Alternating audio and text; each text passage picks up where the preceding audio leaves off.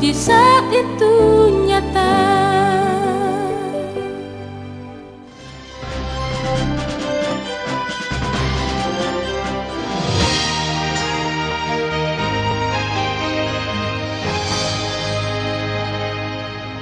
Batu TV.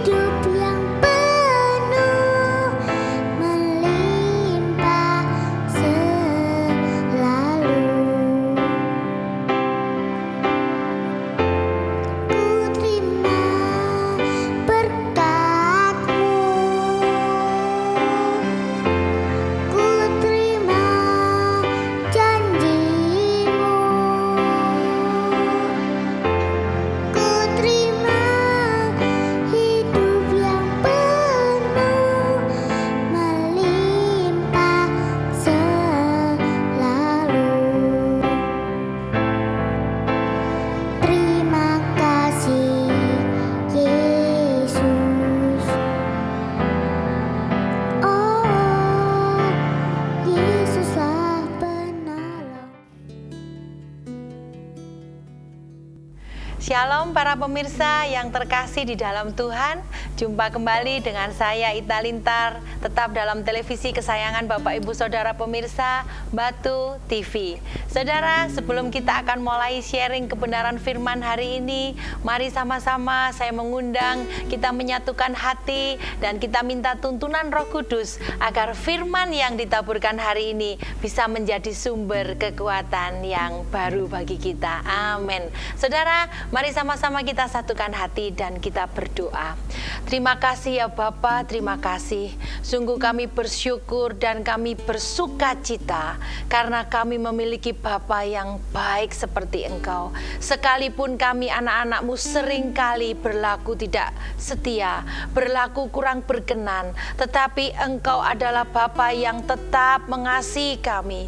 Bahkan firman-Mu berkata, Engkau Bapa yang tidak akan memberikan roti, memberikan batu kepada kami yang meminta roti. Terima kasih ya Bapa, berkati sharing kebenaran hari ini, mampukan kami mencerna dan biarlah firman yang ditaburkan hari ini bisa menjadi rema di dalam setiap kehidupan kami. Haleluya, amin. Nah, saudara yang kekasih di dalam Tuhan, hari ini saya akan menyampaikan satu tema, yaitu apa yang engkau bangun. Nah, saudara, seringkali ketika kita sudah dilepaskan dari masalah terbesar kita, yaitu dosa. karena karya Kristus yang ajaib di atas Kalvari, sehingga seharusnya kita yang berlumur dosa ini karena karya Kristus yang ajaib, kita dibebaskan dari segala macam kutukan, dibebaskan dari dosa yang pernah kita lalui, asalkan kita percaya kepada Dia. Nah saudara, hari ini saya mengajak dalam satu ayat emas yang terdapat di dalam 1 Korintus 15 ayatnya yang ke-57 sampai 58, demikian firman Tuhan. Tetapi syukur kepada Elohim yang telah memberikan kepada kita kemenangan oleh Yesus Kristus Tuhan kita. Karena itu saudara-saudaraku yang kekasih, berdirilah teguh, jangan goyah, dan giatlah selalu dalam pekerjaan Tuhan. Sebab kamu tahu bahwa dalam persekutuan dengan Tuhan, jerih payahmu tidak sia-sia. Amin, amin, amin. Nah saudara yang kekasih di dalam Tuhan, ayat ini memberikan satu inspirasi, satu kekuatan yang baru, bahwa Kristus telah memberi dasar yang sangat mahal yang telah dibangun oleh Yesus melalui kematian dan kebangkitannya. Lalu sekarang pertanyaannya, bagaimana kita akan mengisi kehidupan kita setelah kita diselamatkan, setelah kita dilepaskan dari kubangan dosa. Nah saudara, hendaklah kita membangun hidup kita bukan dengan kesia-siaan. Di mana di dalam bahasa Yunani ini kesia-siaan atau kehampaan atau kekosongan ini di dalam bahasa Yunani yang kita kenal dengan kata-kata kenos. Jadi ketika kita sudah diselamatkan dari lumpur dosa, janganlah kita membangun hidup kita hanya dengan kesia-siaan atau hal-hal yang tidak berguna. Katakan bersama saya harus mengisi hidupku dengan hal yang bermanfaat untuk Tuhan. Amin. Nah saudara, bagaimana kita hidup bisa berkenan di mata Tuhan, lalu kita mampu dipromosikan oleh Tuhan, dan bahkan Tuhan akan memakai kehidupan kita untuk banyak memenangkan jiwa di sekitar kita, untuk banyak mengalami melalui kehidupan yang kita berikan untuk Tuhan, banyak jiwa-jiwa mengalami multiplikasi atau perlipat gandaan, baik dalam perlipat gandaan berkat, perlipat gandaan penyelamatan jiwa, maupun perlipat gandaan pemulihan di dalam kesehatan. Nah saudara yang kekasih, mari sama-sama melalui program ini saya mengajak untuk saudara-saudara yang kekasih, Bapak Ibu pemirsa, untuk memiliki antusiasme yang tinggi, untuk memiliki satu semangat yang tinggi, karena Tuhan sudah membayar kehidupan dosa-dosa kita yang sebelumnya dengan harga yang sangat mahal. Firman Tuhan mengatakan ketika kehidupan kita isi dengan kesia-siaan, dengan kekosongan, dengan kehampaan, firman Tuhan mengatakan bahwa aku Tuhan terluka melihat hidupmu yang sia-sia, nak. Aku telah melakukan segalanya untuk engkau, tetapi semuanya ini hanya engkau anggap sepele. Engkau ternyata lebih memperhatikan HP-mu. Selama satu hari engkau akan mengusap-ngusap HP itu selama 12 jam. Ternyata engkau lebih memilih untuk mengusap-ngusap mobil kesayanganmu daripada engkau membaca surat cinta yang dariku. Nah saudara, hari ini pertanyaannya adalah, masihkah ada roh yang menyala-nyala? Apakah ketika kita membaca firman hanya 1 minggu 1 kali ketika kita berada di dalam rumah Tuhan, ataukah ketika kita melakukan kewajiban kita beribadah, tidak ada satu kerinduan di dalam roh kita untuk bisa bertemu, untuk bisa mencari hadirat Tuhan?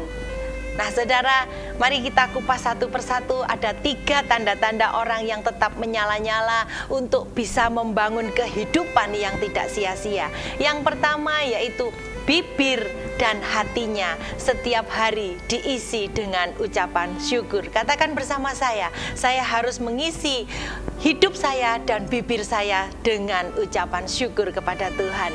Amin. Nah saudara, ketika bibir dan hati kita senantiasa diisi terus-menerus dengan pandai mengucap syukur, karena mengingat apa yang sudah Yesus lakukan untuk kita. Tuhan telah memberikan tubuh darah, tangan, bahkan kehormatannya semua. Dia tidak pernah melakukan kesalahan, tetapi Yesus menanggung dosa yang telah kita perbuat. Nah saudara, hari ini pertanyaannya adalah, sudah berapa lamakah engkau tidak mengucap syukur? Saudara yang kekasih di dalam Tuhan, ketika hari ini mungkin Bapak Ibu yang kekasih di dalam Tuhan lupa karena kesibukan, karena bergelut dengan permasalahan sakit penyakit, karena bergelut dengan permasalahan ekonomi, mungkin engkau mengalami kelupaan atau engkau melupakan untuk mengucap syukur. Hari ini jangan keraskan hati Bapak Ibu Saudara yang kekasih, karena di balik ucapan syukur yang kita naikkan ada miracle, ada mujizat yang pasti akan diberikan untuk kita terima oleh Tuhan Yesus Kristus. Yang percaya katakan amin. Lalu yang kedua, Tuhan mengharapkan kita berdiri teguh dan tidak goyah. Teguh di sini di dalam bahasa Yunani sering disebut sebagai hedraios, atau memiliki pendirian yang kokoh. Artinya memiliki satu komitmen pribadi yang tidak goyah dan tidak mudah berubah-ubah. Dia tidak mudah berputus asa. Dia memiliki satu komitmen yang teguh, yang mampu untuk terus dia bisa bertahan. Nah saudara yang kekasih di dalam Tuhan, ketika kita memiliki satu komitmen yang teguh, kita memiliki satu perjanjian bahwa Tuhan, berikan aku Roh Kudus supaya aku dimampukan untuk terus melekat, untuk terus karib dengan Engkau sekalipun pergumulan hidup datang bertubi-tubi. Percayalah, ketika Roh Kudus manunggal dengan hidup kita, maka kita pun ada satu penolong, ada satu sumber yang baru yang datangnya dari Tuhan untuk terus dimampukan kita melalui langkah demi langkah, asalkan kita bersama dengan Tuhan Yesus yang kita sembah di dalam nama Tuhan Yesus Kristus. Nah saudara yang kekasih, lalu yang ketiga, saya menghimbau, mari kita membuat satu komitmen pribadi dengan Tuhan. Mungkin seringkali kesibukan, seringkali pergumulan hidup membuat kita lupa. Tetapi firman-Nya di dalam Yesus mengatakan di dalam firman-Nya, tidak bisakah engkau berjaga-jaga denganku barang 1 jam? Ini hari terakhir ketika dia akan mengalami satu penyalipan. Dia katakan kepada murid-muridnya yang sedang mendampingi dia berdoa di Taman Getsemani, hari terakhir. Nah saudara, dia katakan, tidak bisakah engkau berjaga-jaga denganku barang 1 jam? Saudara, Daud seperti yang kita ketahui adalah seorang raja. Dan Daud tidak ada yang pernah berani menyuruh untuk seorang Daud ini berdoa. Hai raja, apakah engkau sudah berdoa hari ini? Tidak ya saudara, tidak ada yang berani mengingatkan.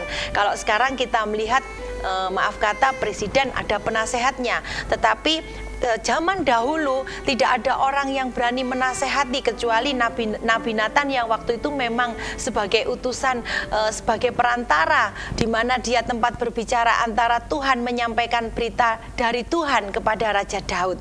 Tetapi Daud pun memiliki kerinduan. Dia memiliki komitmen dengan Tuhan. Dia mengatakan bahwa pujilah Tuhan hai jiwaku. Ada satu komitmen yang diberikan Daud untuk jiwanya, bahwa ayo kita mencari hadirat Tuhan. Karena ketika kita bertemu dengan hadirat Tuhan, percaya dan yakinlah bahwa semua permasalahan kita pasti akan ada jalan keluarnya. Lalu yang ketiga di dalam sharing hari ini, yaitu giatlah selalu di dalam pekerjaan Tuhan. Katakan bersama saya harus giat di dalam pekerjaan Tuhan. Nah saudara yang kekasih, giat di sini di dalam bahasa Yunani dikatakan sebagai perisos, yaitu melakukan sesuatu lebih dari biasanya, bahkan berlimpah-limpah. Artinya ketika dia melakukan sesuatu, ketika dia melakukan penyembahan, ketika dia melakukan membaca firman, orang ini melakukan dengan giat, atau di dalam bahasa Yunani adalah perisos, yaitu memberi lebih dari yang diminta, melakukan lebih dari yang standar, dari tuntutan. Saudara yang kekasih, ketika kita memiliki pasangan hidup, ketika kita memiliki anak, tentunya ketika kita memiliki pasangan hidup ataupun anak, kita akan merawat dia dan kita akan menjagai dia dengan giat. Dia akan kita jauhkan dari segala macam penyakit, dari debu, dari kotoran, agar anak-anak kita atau suami istri kita atau keluarga inti, terutama keluarga inti kita, tidak mudah terserang penyakit seperti yang kita lihat ada beberapa iklan di televisi. Nah, seorang ibu ataupun seorang tua akan menjauhkan segala macam bakteri, menjauhkan segala macam kotoran supaya tidak dijangkau oleh anak-anaknya. Nah, saudara yang kekasih, berita baiknya hari ini, jadilah kita orang-orang yang rohnya menyala-nyala, yang mau membangun hidupnya tidak dengan kesia-siaan, membangun hidup kita dengan excellent, sesuai dengan tuntunan firman Tuhan. Nah, saudara, ketika kita berdoa pun, ketika kita membaca firman pun, itu hanyalah basic. Yang saudara katakan bahwa basic, bahwa kita harus memiliki satu pedoman yang kuat. Mengapa kita harus merindukan hadirat Tuhan? Mengapa kita harus mencari hadirat Tuhan? Bertemu, bahkan menciptakan satu atmosfer untuk terciptanya satu hadirat Tuhan. Nah, saudara yang kekasih, biarlah melalui sharing hari ini saya mengundang Bapak Ibu Saudara yang kekasih di dalam Tuhan untuk terus menjadi excellent di hadapan Tuhan, karena ada satu roh, yaitu Roh Kudus yang menjadi penolong bagi kehidupan kita. Sekalipun kita mengalami satu kelemahan, mengalami satu pergumulan, asalkan ada Roh Kudus yang menolong kita, yakin dan percaya kita akan dimampukan. Lalu yang terakhir, yang keempat, yaitu orang Kristen yang rohnya menyala-nyala ditandai dengan jerih payah yang tidak sia-sia. Katakan bersama saya, jerih payahku pasti tidak sia-sia. Nah, saudara, di dalam bahasa Yunani seringkali lazim disebut dengan istilah kopos, yaitu kesusahan pelayanan yang tidak sia-sia atau penderitaan yang tidak sia-sia. Nah, saudara, ketika kita menderita dalam satu pelayanan, mungkin banyak dicemooh, kita sudah melakukan yang terbaik. Oh, aku ini sudah menjadi pelayan Tuhan yang terbaik. Aku sudah menjadi diaken, diakones yang terbaik. Tetapi mengapa teman sepelayananku masih mencemooh aku? Tidak usah heran, tidak usah mundur, karena ketika kita melayani, pandanglah hanya kepada satu pribadi, dia bernama Yesus. Saya mendapatkan satu SMS dari seorang bapak yang dari SMS-nya ini terlihat agak sedikit dia agak kecewa, karena ketika dia bisa memberikan menabur dengan banyak pada satu gereja, dia mendapatkan satu posisi, tetapi sekarang ketika dia mengalami satu masa pensiun, gereja ini sudah tidak menganggap dia lagi. Bahkan gereja ini mengatakan ketika bertemu dengan bapak yang sudah pensiun ini di jalan, sepertinya dia tidak mengenal bapak yang pernah menjadi donatur salah satu gereja. Lalu saya membalas SMS dari bapak ini, saya katakan bahwa Pak, tetaplah bapak melayani, sebab sudah ada mahkota yang menanti bapak di surga. Janganlah bapak hanya memandang oknum-oknum gereja, oknum-oknum pastoral yang memandang bapak remeh setelah sekarang tidak lagi mampu memberikan donatur kepada gereja. Saya katakan seperti itu karena iblis sampai hari ini masih menggocoh kita. Dia masih menjadikan kita terdakwa. Memang secara manusia, secara kasat mata sangat terluka sekali perasaan bapak ini. Bahkan bapak ini mengatakan di dalam SMS-nya, dia adalah yang berhasil mencari jemaat mula-mula yang berjumlah hampir 20 orang. Lalu saya katakan, apalagi bapak sudah berhasil mencari jemaat mula-mula 20 orang, pasti mahkota bapak besar di surga. Bahkan firman Tuhan katakan adalah mahkota yang terbesar, adalah mahkota yang berhasil memenangkan jiwa-jiwa untuk kemuliaan nama Tuhan. Saudara yang kekasih di dalam Tuhan, saya mengundang biarlah melalui momen ini, melalui sharing hari ini, janganlah kita membangun hidup kita dengan kesia-siaan. Saudara, Ada satu kisah yang saya berikan kepada Bapak Ibu Saudara pemirsa hari ini. Ada seorang ibu yang bermata satu. Nah, dia mempunyai seorang anak kecil laki-laki satu, dan dia karena dia hanya memiliki mata satu, akhirnya dia hanya bekerja seadanya di kantin sekolah. Dan setiap kali ibu ini mendatangi anaknya, dia ingin memeluk, membelai ketika ada di sekolahan jam istirahat, anak ini selalu marah-marah. Dia tidak mau didatangin oleh ibunya yang bermata satu. Nah, dia katakan, "Ibu, aku sangat malu dengan keadaan fisikmu. Sudah ibu, jangan dekat-dekat aku." Dan singkat cerita, anak ini beranjak menjadi dewasa. Dia pandai sekali mendapat biaya sampai disekolahkan oleh pemerintah ke luar negeri. Sampailah dia di Singapura dan menjadi terkenal. Ketika suatu saat dia di Singapura sudah menikah dan memiliki anak 2 orang, sang ibu ini mengadakan kunjungan. Dari hasil yang dikumpulkan sedikit demi sedikit, dia menilai anaknya yang ada di Singapura. Lalu anaknya ini ketika membuka pintu dan melihat ibunya yang bermata satu dari Indonesia ini datang, dia terkejut dan dia marah. Dia mengusir ibunya seperti tidak kenal. "Engkau mencari siapa? Pergi, aku tidak mengenal engkau." Nah, saudara, ibu ini mengalami satu kesedihan hati.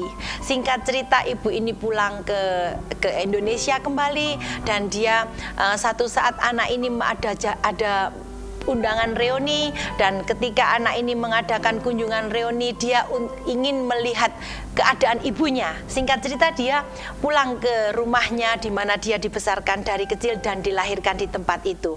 Nah, saudara, apa yang terjadi yaitu ibu ini mengalami satu pingsan dan jatuh di lantai ketika anak ini selesai menghadiri reuni, dan di tangan ibu yang jatuh pingsan ini ada satu lembar surat yang begitu mengagetkan daripada putra yang sekarang sudah menjadi orang terkenal. Surat itu berbunyi demikian: "Anakku, aku sangat merindukan engkau. Jika suatu saat nanti engkau ada undangan reuni ke Indonesia kembali, aku menginginkan untuk engkau bisa melihat aku, menjenguk aku. Mudah-mudahan aku masih bisa berbicara dengan engkau. Tetapi seandainya tidak ada waktu lagi untuk aku berbicara dengan engkau, ketahuilah anakku, hari itu ketika engkau mengalami satu kecelakaan, jatuh dari sepeda dan matamu terluka, aku memberikan mataku untuk kuberikan kepadamu, karena engkau masih harus banyak yang dilakukan, dan aku berkorban dengan mataku yang hanya satu ini untuk bisa terus menghidupimu." Saudara, apa yang terjadi? Sang anak ini yang sudah menjadi orang terkenal menangis meraung-raung, dan dia tidak bisa lagi berkata-kata. Dia tidak bisa lagi mengucapkan terima kasih untuk mamanya, karena mamanya sudah tidak bisa berbicara lagi. Mamanya sudah kembali ke pangkuan Tuhan.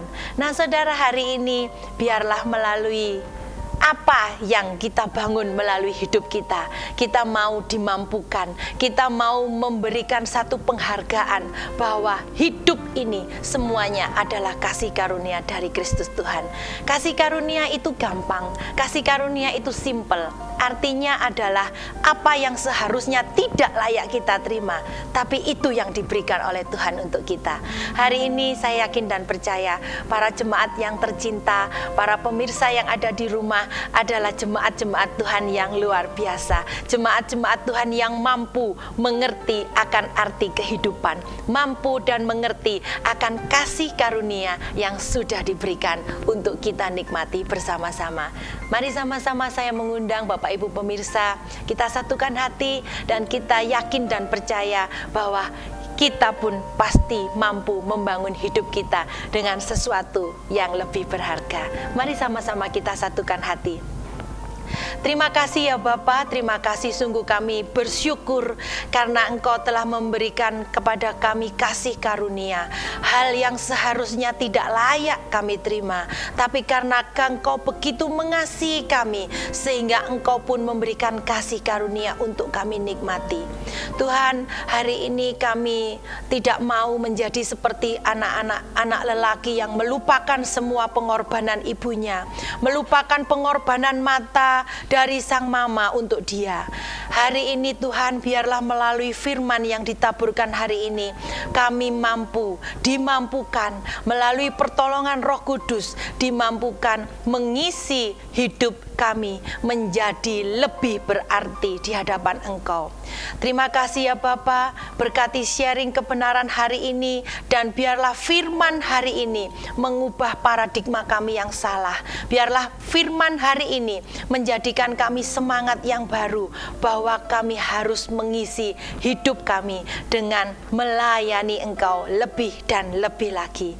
Bapa, biarlah Roh Kudus memampukan kami, memberikan kesembuhan untuk para pemirsa yang ada di layar televisi hari ini, di depan layar televisi hari ini. Sakit penyakit apapun Tuhan, di dalam nama Tuhan Yesus, baik yang mengalami jantung bocor, Engkau sudah memberikan kesembuhan. Analisa dokter Engkau sudah patahkan, tidak jadi diberi ring. Di dalam nama Tuhan Yesus kami mengucap syukur untuk para pemirsa yang ada di Malang, dan biarlah kami yakin dan percaya Engkau akan melanjutkan karyamu yang ajaib hari demi hari.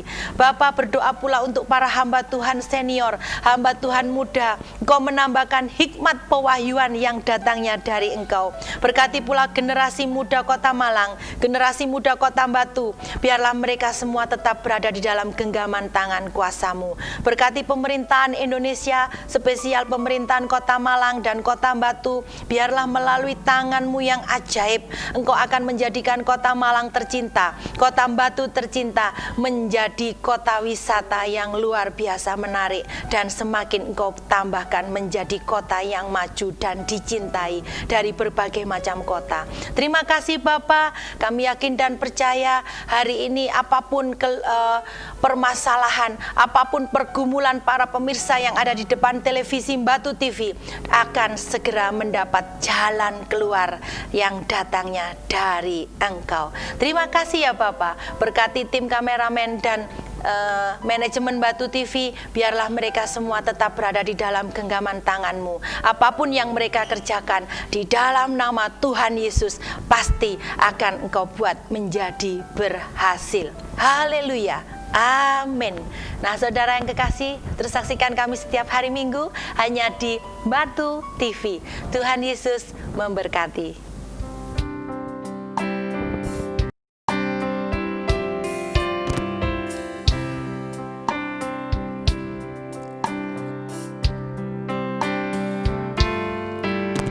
Terima kasih ku ucapkan padamu atas dia yang Kau berikan padaku. Sekian lamanya ku berdoa menunggu, menanti janji-Mu Tuhan. Terima kasih ucapkan padamu atas dia yang Kau berikan padaku. Sekian lamanya ku berdoa menunggu, menanti janji-Mu Tuhan. Tulang rusuk yang aku nantikan, Kini ku dapat mendampingi-Mu. tulang rusuk yang aku nantikan. Kini ku telah jadi penolong-Mu. Kita berdua Menjadi satu dalam kasih-Nya, menjadi satu. kita berdua Menjadi satu, melayani Tuhan selama-lamanya.